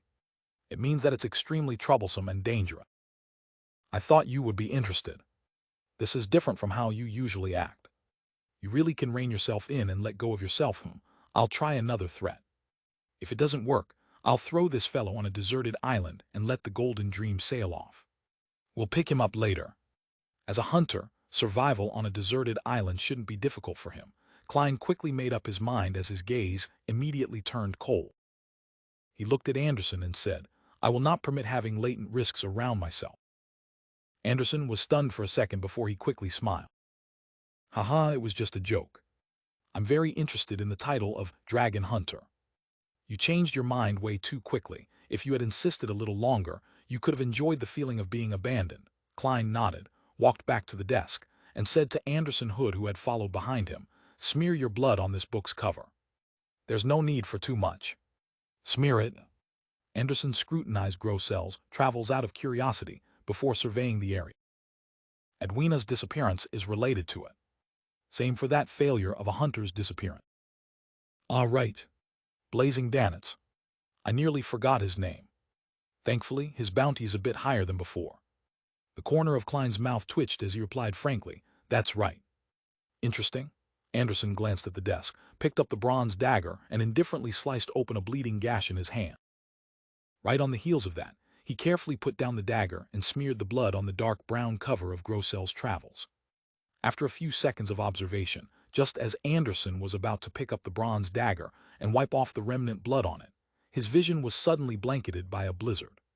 Seeing Anderson disappear just like Danitz, Klein picked up another piece of paper and wiped away the blood on the dagger before folding it and putting it into his pocket. He wasn't sure if the trio would appear at the same location after entering the world inside the book. Therefore, he made preparations by having materials needed for dowsing rod seeking. After doing all of this, Klein held that dagger and streaked it across the back of his hand. His facial muscles twitched as he looked diagonally downward. Only after a few seconds did he exert strength. His body shook slightly as his head turned to the side. The corners of his mouth couldn't help but open. When the blood flowed out, Klein, who was still holding the dagger, grabbed his cane and quickly smeared the red liquid over the ancient book's cover. After a short delay, Klein found himself amidst a white land of snow. Gales with icy fragment and goose feather-sized snowflakes blasted at Klein's face repeatedly. As he surveyed his surroundings, he couldn't help but tense up. He bent over slightly as he trembled. How cold! He nearly cursed out as he confirmed that he was in a land of ice and snow which had extremely low visibility. He originally imagined that the moist coldness of Backland's winter was terrifying, but he now knew that absolute low temperatures and strong winds that were as sharp as blades were a deadly combination.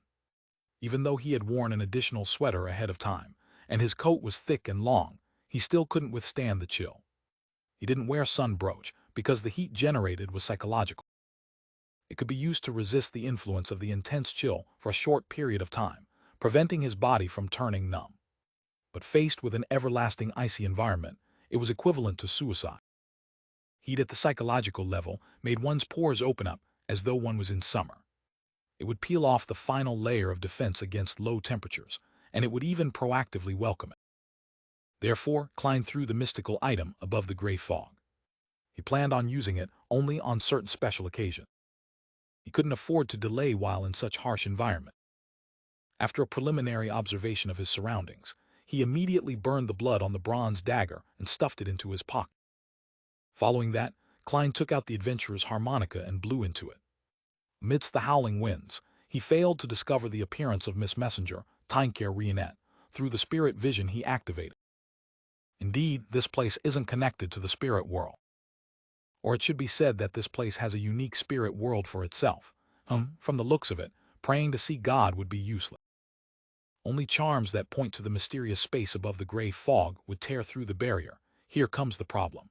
As a believer of the God of knowledge and wisdom, Edwina knows the true God's honorific name. Why didn't she seek his help? Or did she try to no avail?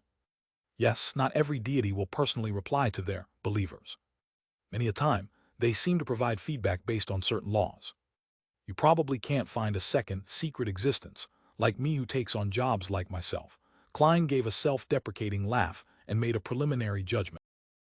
He then put away his harmonica, took out the paper slip with Danitz's blood, and he wrapped it at the end of his cane. Danitz's location, Klein softly said as he began using dowsing rod seeking. Then, according to the outcome, he traversed across the thick snow, and he quickly tore through the frosty winds under the gloomy sky. From time to time, he would carry out a divination and adjust his bearing. After all, Danitz wouldn't wait in his original spot, as he would end up as an ice sculpture by doing so. About 10 minutes later, Klein discovered a scarlet flame. Phew, he exhaled before taking a few steps forward to identify his target. It was indeed Danitz. This famous pirate wore rather thin clothes. He wrapped his arms around himself as he walked forward with a lost expression. However, he didn't seem to be that cold. This was because scarlet fire ravens were circling around him. They were boiling the snow and blocking out the winds, bringing about a spring-like warmth. In such times, Klein especially admired a pyromaniac. Although a magician had the same ability to summon flames, it was an offensive ability that couldn't be maintained. It could only be used for a split moment. To rely on it to warm himself, he needed to constantly cast it, tiring himself out quickly. As for flame controlling, it depended on existing flames or ignitable material. Both of them were extremely lacking in this world of ice. As he saw the fire ravens soaring into the air, Klein sped up his pace and approached. Danitz jumped in fright when he sensed someone approaching. When he saw who the newcomer was, he immediately heaved a sigh of relief. Then, with an odd expression, he forced a smile. Haha, there's no stars to be seen here. Getting lost is inevitable. Klein ignored what he said as he directly asked, "Have you burned it?" "He did." Danitz hurriedly nodded, his entire being effusing with indescribable fear. Klein observed Danitz for a few seconds, and, after confirming that he wasn't lying, produced the polite smile of J.M. and Sparrow. "Remember, chanting his honorific name makes you his believer." CC0 Danitz's expression twisted as he forced a smile which looked worse than crying. "I don't want to change my faith. I have no intention of believing in an unknown existence of dubious origin." He inwardly roared crazily, but didn't say a word. He suspected that any retort he makes would lead to him being buried in the snow by the madman. Klein wore a smile that had hints of madness. He added with a calm tone, "Remember, keep it a secret. Once divulged, you and your captain will both die." "What has this got to do with captain?" Danitz blurted out. Klein maintained his previous expression as he smiled at Danitz. "Guess." Danitz gaped his mouth. With the reason known, all he could do was give a hollow chuckle. "Do I look like someone who can't keep secrets?" Klein nodded. As he took out the paper slip with Anderson's blood, he chuckled and said to Danitz, "Believe in him. Serve him. Perhaps one day you will become a blessed like me. When the time comes, your name will spread across the 5 seas. You will be in no way inferior to Pirate Admiral." As he spoke, he planned on adding a gesture as the fool's believer, but sadly, he realized that he didn't have such a gesture. All he could do was console himself. A secret organization needs to be secret. Doing all these kinds of superficial actions is meaningless, Mr. Hanged Man was right. No way inferior to Pirate Admiral. Danitz's eyes suddenly lit up. Since I've already chanted the honorific name of this secret existence, there's really no way to avoid it from a mysticism point of view. I might as well take this opportunity. He instantly had many thoughts, having even named his future child. If it wasn't for J.M. and Sparrow's persona, I would have directly said that you would have the reputation and strength that matches Vice Admiral Iceberg when the time comes. Of course, whether she likes you will be a whole other matter. According to my observations, you stand little chance. The partner Edwina wishes to have is someone who can study and improve alongside her, someone who can discuss all kinds of knowledge, Klein mumbled as he used dowsing rod seeking again. Anderson Hood's location. He came in too. Dennis was first taken aback before he asked in surprise. Klein finished chanting the statement, released his cane, and determined the direction in which it fell. He then nodded and said, "Team worried if he stays outside." "So you're also wary of Anderson Hood?" Dennis couldn't hide his smile as he echoed, "That's right. He's the kind of person who smiles on the surface, but will stab you in the back once you turn around. His reputation in the fog sea is terrible. There are no pirates that like him. He even deliberately tried to sully you, making us be wary of you, to view you with animosity. If pirates were to like him, it would only mean that his title as strongest hunter isn't substantial. I heard Anderson's provocations." Klein didn't reply. He picked up his cane and proceeded through the blizzard. Dennis followed closely behind, using fire ravens to scatter the snow and block out the cold, so that they too didn't need to freeze. Not bad. Quite sensible at that moment. Klein once again experienced the benefits of having a servant, to have someone hold an umbrella during a rainy day, and someone to provide warmth in a blizzard. In the white vastness, the two appeared like black dots trudging through the snow. They proceeded forward for nearly 20 minutes before arriving at the location where the dowsing pointed to. "He isn't here." Dennis surveyed the area and failed to find any traces of Anderson Hood. He didn't have any doubts about J.M. and Sparrow's dowsing rod seeking, because he was the last person to be found with. Klein frowned as he activated his spirit vision and enhanced his spiritual perception. Suddenly he sensed something.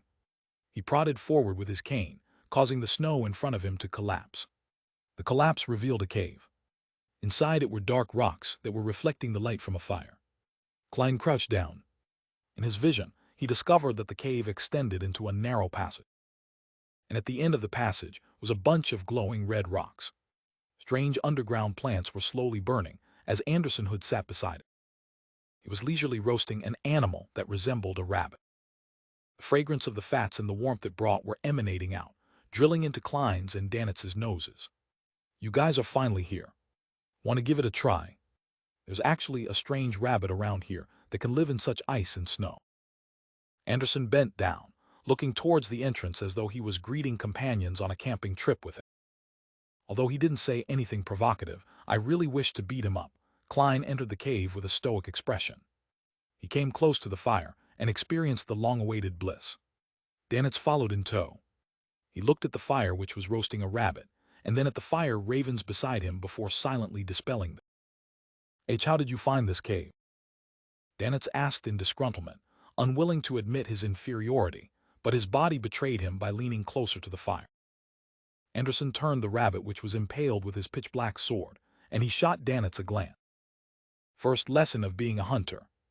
Observe your surroundings. Be familiar with your surroundings. Make use of your surroundings." Dennis's expression immediately froze.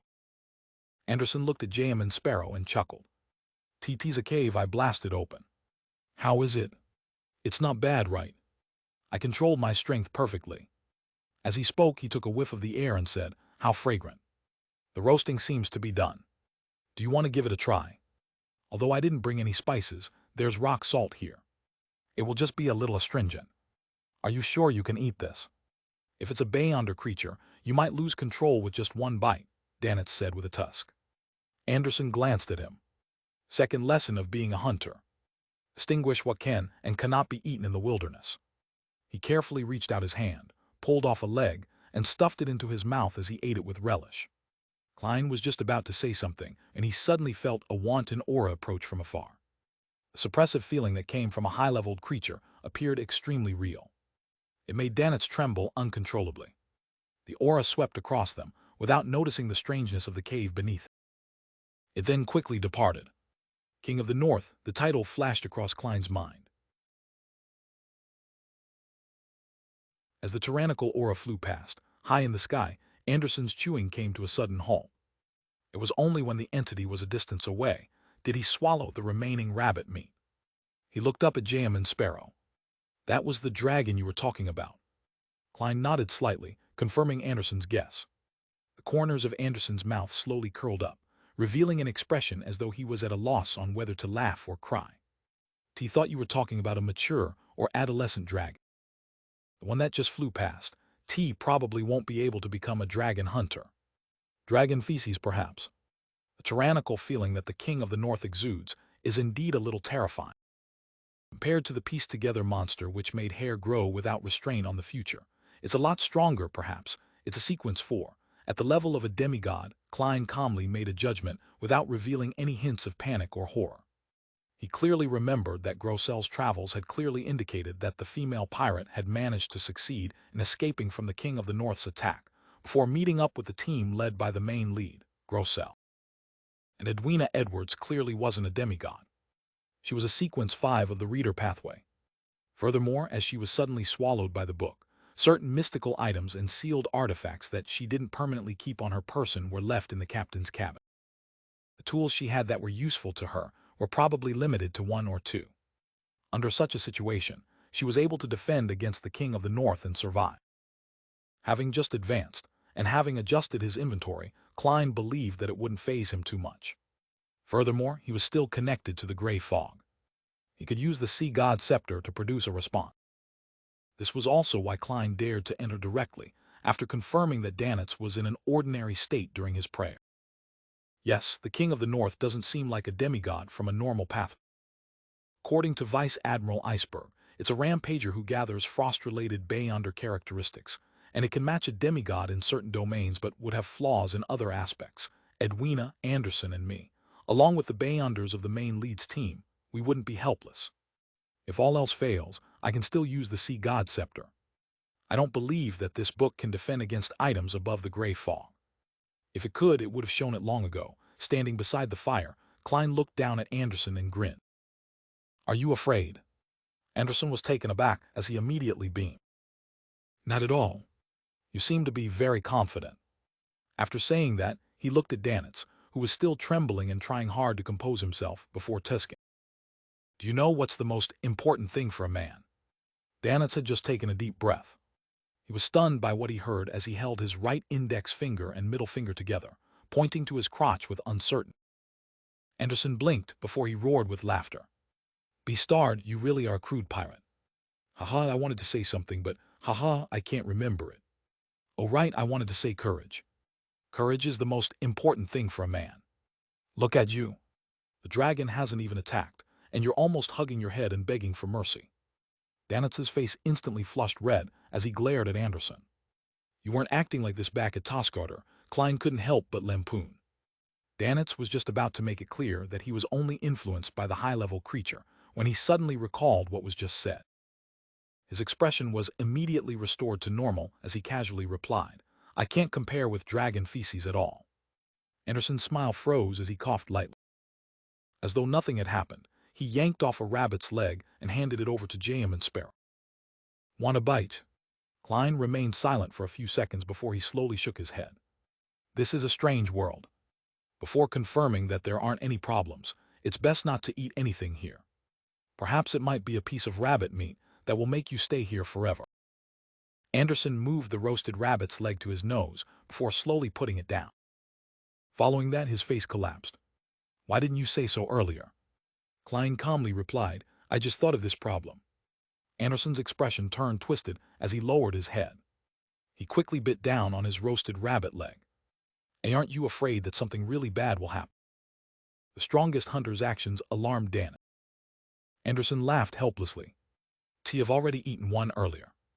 I've already digested it by now. Since there's no way of turning back, I might as well focus on enjoying it. Klein and Danitz were momentarily at a loss for words. After Anderson finished gnawing on the rabbit's leg, he deliberated and asked, Are you really not eating? We have no idea how much time we'll be spending here. If we really do starve, how are we supposed to fight the dragon? Klein didn't reply. He took out his golden pocket watch and opened it. TD's 6:10 in the evening outside. We'll eat a little after 4 to 6 hours if nothing happens to you. Anderson turned agape speechless. Klein ignored him and turned to say to Danitz, 15 minutes break. We'll search for your captain after that. As he said that, he had already taken out the pearl earring belonging to Vice Admiral Iceberg Edwina Edwards. All right. Danitz suddenly felt pumped with his blood boiling, completely forgetting the cold outside. But after about 8 seconds, he huddled close to the fire again. Round 7 in the evening in the outside world, Klein pressed down on his hat and held his cane. Together with Danitz and Anderson, he followed the revelation provided by his divination and found their way to a mountain. After circling the boulders which were encased in thick layers of ice, they saw a dark mountain cave. Standing by the entrance was a woman holding an ancient bow. The woman had a head of soft, lustrous black hair, which she had simply tied into a pigtail. Her facial features were soft, making her look different from any national of the northern continent. She wore a brown, ancient-styled hunter's coat and trousers.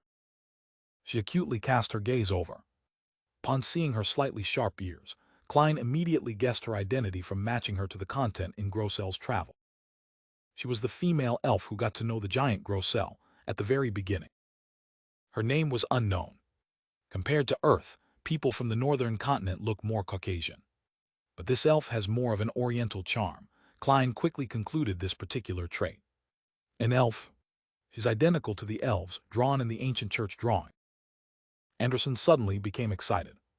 I have to negotiate with her to get her to be my model so that I can draw a few portraits of her. By the side, Danitz scoffed. He mocked in a succinct manner, boorish. Clearly, he hadn't forgotten Anderson's previous mockery. Do you only know of that kind of drawing? Anderson shot a glance at him, sped up, and walked towards the female elf.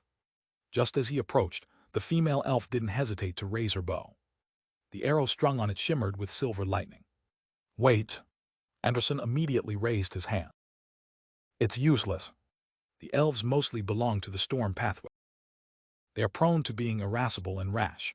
Klein secretly activated his spirit body threads, planning to achieve initial control over the elf in order to let her listen calmly. At this moment, Anderson saw a blur before seeing 2 thick, huge, muscular grayish-blue legs. Embedded in the snow was a huge, terrifying sword. 74.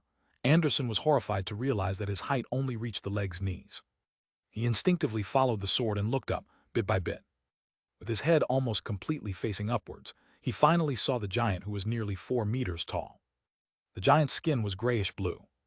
His abdomen and waist was covered in a thick furry beast hide, leaving him naked everywhere else. Even his legs lacked protection. He pounded on the sword, which was wider than a human door, and using his trademark single vertical eye to look at Anderson, Klein, and Danitz, he asked with a booming voice, "Who are you? Why are you here in the Grossel camp?" Klein was just about to reply when a familiar figure suddenly walked out from the dark mountain cave. Danitz's eyes were instantly filled with ecstasy. Dressed in a complicated shirt and dark-colored trousers, Edwina swept her gaze across the trio. Her usually cold expression revealed a rather flabbergasted look, as though she hadn't expected to see J.M. Sparrow and Anderson Hood. She quickly composed herself and looked up at the giant. "Grossel, they are my companion." Grossel widened his huge mouth into a grin and asked in delight, "Are you also here to help deal with Ulyssin?" Ulyssin? Klein was momentarily left at a loss for an answer. At that moment, he saw Edwina, who was standing in the giant's shadow, give him a look. She wanted him to give an affirmative answer. "Ulyssin is the king of the north." Klein replied in thought, "Yes." "Haha, then we are friends." Grossel looked down at the trio and laughed. As he spoke, Anderson silently retreated back to J.M. Sparrow's side as he said under his breath, "This is the first time I'm meeting a living giant. There's no way of hitting his vital spots. He's just too tall." "You can hit his legs," Klein lampooned and calmly replied. "A huge target makes it easy to strike them." "That's right," Anderson agreed. At that moment, Edwina walked over and introduced the 3 of them. "This is the leader of the camp, Giant Guardian Grossel. This is the elvish songster, Saida." Elvish songster. Ocean songster. Klein suddenly felt that there was hope for Mr. Hanged Man's potion formula. Edwina turned halfway around and said to Grossel and Saidas, "They are my companion. The strongest adventurer, J.M. Sparrow, treasure hunter, Anderson Hood, and renowned sailor Dan. Always thought Vice Admiral Iceberg was the serious type who never lied, renowned sailor." "Ha, in a certain way, that's true," Klein took off his hat and gave a serious bow. Anderson followed suit in a rather casual and perfunctory manner, reeling in his delight that his captain had introduced him as a companion instead of a subordinate. Danitz was slower than the others as he acted in a fluster. Grossel laughed. "Come on in. You'll be fighting that evil dragon Ulison at any moment now. How warm and amiable, but be it the church's canon or the myths of the City of Silver, giants are extremely violent creatures who have a strong desire for destruction. Yes, anything is possible in a book. It all depends on whether the author can make everything flow nicely." Klein nodded slightly as he followed Grossel into the spacious cave. When Edwina saw this, she approached the trio without showing any signs of abnormal behavior. As though she was leading the way, she whispered, "The history they speak of is a little odd. Same for their language. Regardless of the language they speak, all of us can understand it. Everyone can understand each other regardless of the language used." Klein skipped over Edwina's first sentence and focused his attention on the second sentence that didn't seem too problematic. Although this was the book world created by Grossel's travels, everything was possible, but there were certain details that still revealed problems. To Klein, he wasn't too caught up with how that they could understand each other, but the kind of method that resulted in the comprehension. This world incorporates something akin to the rule of language comprehension, or does it have a conscious reciting high above everyone else, helping in the real-time translation work, just like what I do at the tarot gathering? If it were the former, targets who don't understand Jotun will only hear an unfamiliar language, but they would understand the meaning. If it were the latter, it will be them hearing a language they're familiar with. As he knew many ancient and supernatural languages, Klein was unable to figure out the situation immediately. He slowed down his footsteps and walked alongside Danitz. He asked while suppressing his voice, "Can you tell what language Grossel was using when he was speaking?" Danitz was taken aback for a second. He recalled and said, "It's a language which sounds a little familiar yet unfamiliar, but I was able to understand everything." The supernatural languages he knew were ancient Hermes, followed by Elvish. He was only a beginner in Jotun. Yes, it's something like the rule of language comprehension. It's comprehension at the level of the mind. This means that the entire book world's fundamental rules can be different from the outside world. It's a setting that it comes with, but the changes don't seem capable of exceeding certain limits. This point remains suspect and requires verification. After all, I can't eliminate the existence of someone like the Fool, someone who completely interprets the communication via the mind. Edwina is indeed sharp and good at observing. The problem she discovered leads straight to this book world's essence. Amidst his thoughts, Klein unhurriedly entered the huge, dark cave. As for the history described by the members of the main lead's team, he wasn't the least bit surprised.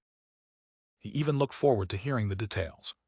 Klein long knew that the various churches and the northern continent's countries had consciously attempted to destroy or conceal information, to hide the true history of the fourth epoch, third epoch, and even the second epoch. What people knew as common knowledge actually differed from the people who used to live in those eras. This was also one of the reasons why Klein took on the risk to enter the book world. Inside the spacious and windy cave, a bonfire scattered its light and heat on three humanoid figures. One of them was a middle-aged man in an extremely Spartan white robe. He had wrinkles but didn't appear old. He had his back to the fire as he faced the stone wall with his eyes closed, focused on his prayer. He had short brown hair, and his shoulders, arms, calves, and feet were exposed, revealing all kinds of old scars. Beside him was a lad using a stone for a pillow. He donned a black, heavy full-body armor. By his hand was an erected black sword that emitted a cold, shimmering light. His facial features were rather deep, giving him clear lone traits. Sitting opposite the two was a man in his 30s who was dressed strangely. He gave people a sense of unease. He wore a sharp and hard black hat, and his coat's buttons were mismatched. It was messy and chaotic, highly asymmetric and unharmonious. In addition, the tips of his leather boots curled up high, making him look like a circus clown. This man had quite a handsome face. He had flaxen-colored hair, deep brown eyes, a high nose, and thin lips. Even though he sat there, he gave off an arrogant feeling. Edwina pointed at him and said, "Solomon Empire's Viscount Mobbit Zarost, a gentleman who can take away the ideals and dreams of others. You don't have to mince your words." "Hello there, I'm a Sequence 5 Dream Stealer of the Marauder Pathway," Mobbit said with a chuckle. He acted nothing like the arrogance he seemed to exude. member of the Zoroast family. The angel parasitizing Leonard's body is from this family. Perhaps they know each other. I now know the name of sequence 4 and 5 of the Marauder pathway, but I don't even know the corresponding sequence 6 and 7. Many thoughts flashed through Klein's mind as he maintained his stoic look. At that moment, Anderson warmly greeted him with a smile and asked as though they were pals, "To be frank, this is the first time I'm hearing of Dream Stealer. I only know of Marauder and Swindler. There are two sequences in the middle I'm not aware of. Are the Beyonders of this pathway already so scared? Doesn't Edwina know? Sequence 7 Cryptologist and Sequence 6 Fire Bandit. Haha, let me do the introductions." Mobbit warmly pointed to the praying man, whose back was facing everyone. The pious ascetic Snowman. He believes in the Lord that created everything, the omnipotent and omniscient God. Don't mind him. He's completely sealed himself in his belief. But in combat, he's a very reliable companion. Snowman, you should say something at the very least. Mobbit, who didn't receive a response, stroked his chin with a rueful smile. This is the treatment I often receive. You might find it hard to imagine that I was an arrogant, reserved, and refined nobleman. But time has changed everything. That happens when your companion is a giant who only knows how to chuckle foolishly and shout slogans. When he said this, Grossell, who was sitting on a rock, smiled in a simple and good-natured manner. He raised his hand to scratch the back of his head, as his single vertical eye didn't show the ferocity and cruelness that giants were strongly rumored to have. Mobbit shook his head and pointed at the ascetic Snowman. As for him, he might not speak a single word for years or even a decade. Saidas is a very violent woman. As long as there are any emotional stirrings in her, she'll beat me up.